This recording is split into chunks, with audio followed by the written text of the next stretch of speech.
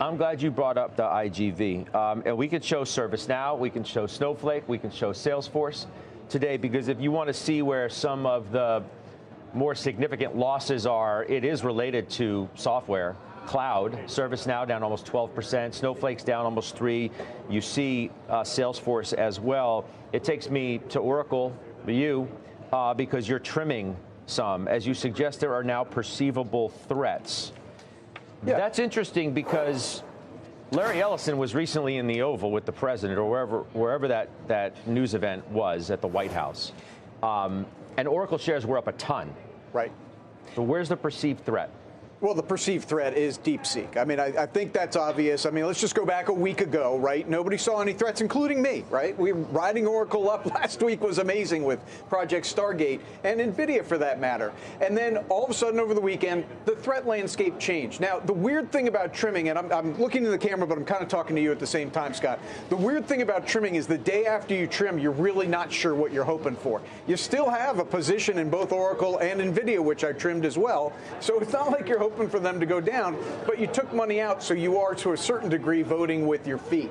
At the end of the day, I have to characterize this as simple risk management. That's all it is. The threat landscape is different now than it was a week ago. It's higher. I'm still in both positions, but I have to respect the fact that it's not as free and easy as it was a week ago. And also tying into this, and this is what I think what you were talking about, at least as I perceived it with the software trade, is there does seem to be a leadership change in the market for the last several weeks, maybe even the last couple of months. We know the equal weight is outperforming. This doesn't mean that tech is now going to be consigned to the dustbin of history. Far from it. Tech should do just fine. But it is a time that somebody like me, who has believed in the broadening for quite some time, is willing to not only reduce risk, but take it from those areas where he thinks the puck has been great to where it's going to be going, which is the rest of the market. He's talking in the third person again, Judge. He does Did I do that? Did I do that? Yeah, referring to yourself as he. What's going on here? Geez, I'm actually proud of myself. All he asked you was, why did you sell Oracle? And you went biblical on us. I don't know. It's a lot. Did I smiteth? I find, look, smote. I'm thinking back to a tariff threat, sell GM. Yeah. Don't wait for the details. Yeah. A DeepSeek threat, trim Oracle. Don't wait for more details. How do you know that it is in fact the threat that you claim it is, and how the game has changed like you suggest it has? Okay.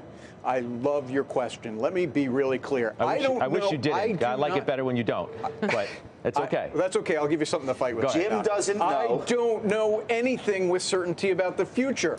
Neither does anyone else. Again, risk management. With GM, I had a little bit of insight, to be honest. I mean, Trump, the first administration was just awful. The trade wars were terrible for GM. I'd love to get back into GM. I mean, honestly, if the tariffs don't come through, that stock's what, 20% lower than it was before that news came out? And they're going to make, what, $11 a share? I know we're not talking about GM. Here's the point. You don't know with certainty, so you have to evaluate and always balance risk versus reward. With GM, I sold the whole position. With Oracle and NVIDIA, I still retain between the two of them 7 percentage points of my portfolio, so I'm really exposed. I'm in that no man's land vis-a-vis Scott, who, if it goes down, will say you own it, and if it goes up, you'll say, well, you trimmed it. I love this. No, it's not a matter of that. It's a matter of, I'm thinking to what Tom Lee told me the other day on Closing Bell about how the market reacted to the DeepSeek news. It was like ready, shoot, aim. So it was like there was a panic in the market where all of these stocks got hammered on a headline or the conversation about DeepSeek when we really don't know, other than the fact that their model is being praised, anything else about the story. I am not an IT expert. Reading all the IT experts, this idea of distillation, where somebody like DeepSeek can basically glom on to OpenAI, use OpenAI to create its own model, that seems to me to be a risk. I mean, I'm sorry, I don't mean to chuckle about it. That seems to be a risk that needs to be dealt with. And until it is, and I'm not sure that it will be, as I said, I think the threat landscape has changed.